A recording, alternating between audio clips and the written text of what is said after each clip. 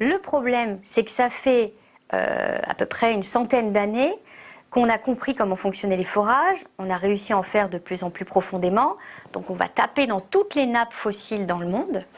Et donc cette eau fossile qu'on va récupérer, qui a mis des fois des millions d'années à se constituer, tu regardes la nappe du Sahara, derrière, il y a 6000 ans, finalement, c'était complètement luxuriant, on n'était pas du tout sur un désert, et tu avais de l'eau qui s'infiltrait, donc tu as des nappes qui sont gigantesques, qui ont été récupérées avec des milliards de mètres cubes d'eau qui sont extraits, ne serait-ce que par la Libye, tout le système finalement agricole de toute cette zone-là ne fonctionne que sur des nappes fossiles, qui ne sont pas des nappes renouvelables.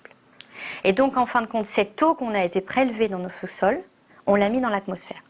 Et quand elle est dans l'atmosphère, qu'est-ce qui se passe? La seule chose qu'elle sait faire, c'est soit être de la vapeur d'eau, soit finalement finir par être conduit dans les réseaux hydrographiques et finir dans les océans. Donc elle contribue à la surélévation du niveau de la mer. D'après certaines études, je lis des chiffres de l'ordre de 30%, à vérifier.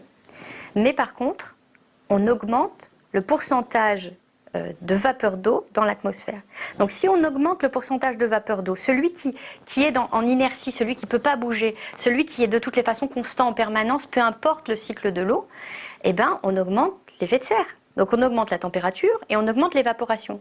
Et du coup, on est un espèce de... Enfin, tu vois, j'ai cette image de hamster dans une cage qui va de plus en plus vite. Et ça, c'est le cycle de l'eau. En fait, du coup, l'eau condense 2 fois plus rapidement parce qu'il y a beaucoup plus d'évaporation. Elle suit des rivières atmosphériques et elle va précipiter 2 fois plus rapidement. Il y a eu une étude sur la condensation qui a montré que ça condensait 2 fois plus rapidement. Et en Israël, ils ont fait ça il y a 5 ans, non? Écoute, j'essaye de lire toutes les publications scientifiques qui sortent. Elles semblent toutes rejoindre les mêmes données. La NASA vient de montrer qu'on avait une quantité de vapeur d'eau beaucoup plus importante. Et c'est comme si on le mettait de côté et la solution, c'est que de décarboner. Je n'ai pas dit qu'il ne fallait pas décarboner parce qu'effectivement, c'est un gaz à effet de serre et qu'il est en inertie. Une fois que tu l'as émis, c'est trop tard. Derrière, il est émis pour un certain nombre d'années. Mais la question de l'eau à côté, moi, je pose la question, est-ce que ce n'est pas le CO2, est-ce que ce n'est pas l'arbre qui cache la forêt? J'avais entendu dans certaines de vos interviews que vous évoquiez la question de l'augmentation de présence de molécules d'eau dans l'atmosphère, je crois, comme un gaz à effet de serre, et vous étonniez du fait qu'on n'en parle pas assez. Est-ce que vous avez plus d'informations à ce sujet? Oui, en fait, si vous voulez, aujourd'hui, il y a plusieurs choses. Il y a d'abord le fait que, mathématiquement, lorsque vous augmentez la température d'une colonne atmosphérique, vous allez augmenter, qui est augmentée par l'émission de gaz à effet de serre, dont le CO2, nécessairement, vous allez avoir des quantités de vapeur d'eau qui vont se retrouver en présence beaucoup plus possible. C'est-à-dire que, en résumé, quand vous réchauffez une atmosphère, vous allez avoir la possibilité d'accueillir plus de vapeur d'eau.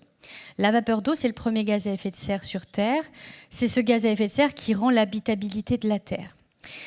La question que je pose, elle va peut-être plus loin que simplement cette réaction mécanique simple, qui d'ailleurs est mise en évidence par la NASA, qui notamment montre qu'on a une surélévation, enfin une augmentation du taux de vapeur d'eau à l'échelle planétaire, pas partout de la même manière, mais en tous les cas qu'il y a des études qui nous montrent très clairement que la quantité de vapeur d'eau atmosphérique est en train d'augmenter.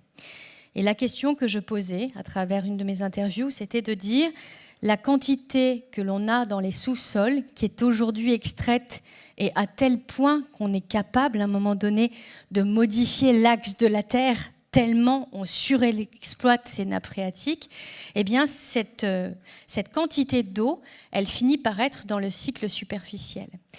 Et donc, si elle se retrouve dans le cycle superficiel, ça veut dire qu'on a beaucoup plus de quantité d'eau dans le cycle superficiel. Ça accélère le cycle de l'eau et donc ça accélère aussi en partie la quantité de vapeur d'eau présente dans l'atmosphère.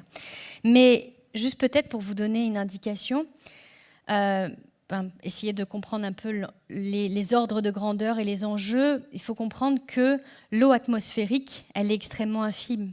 Il y a moins d'1% dans l'atmosphère terrestre de quantité de vapeur d'eau.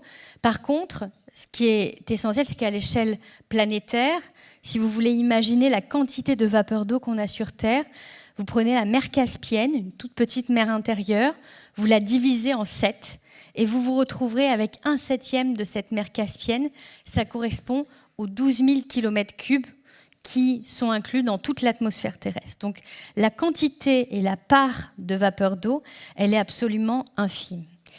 Ce que je soulignais, c'est simplement le fait que vous avez du CO2 naturel dans l'atmosphère, vous avez du CO2 anthropique émis par l'homme.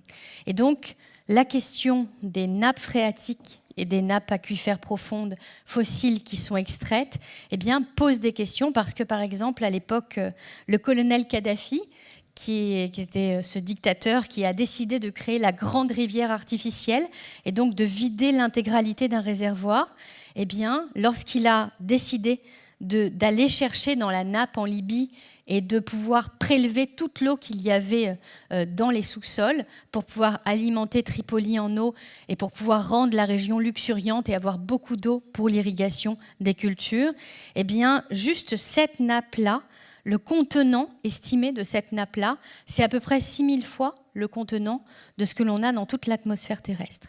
Si vous multipliez ça par tous les aquifères au niveau mondial, il me semble qu'il est important de considérer cette part de vapeur d'eau anthropique, c'est-à-dire que ce que je voulais souligner, c'est à quel point lorsque l'on modifie le cycle de l'eau et qu'on modifie notamment son passage au niveau de l'atmosphère, eh bien, il ne faut jamais oublier que c'est un gaz à effet de serre extrêmement puissant et plus il est présent, plus lui aussi va contribuer à augmenter la température terrestre. Donc ce sont des questions qui sont cruciales, qui me semblent pas encore assez explorées dans ces liens entre les milieux souterrains et les milieux atmosphériques, et que la NASA est en train aujourd'hui de souligner, de mettre en évidence, mais en tous les cas, il y a un large champ à explorer. On sait aujourd'hui que les émissions de CO2 le surplus d'émissions de CO2 est lié à l'activité humaine, et il y a aussi un surplus de vapeur d'eau qui est lié à une forme d'activité humaine, notamment à l'irrigation et à l'extraction massive des sous-sols. Et donc, on doit aussi s'interroger sur cette part anthropique de ce cycle de l'eau. Merci.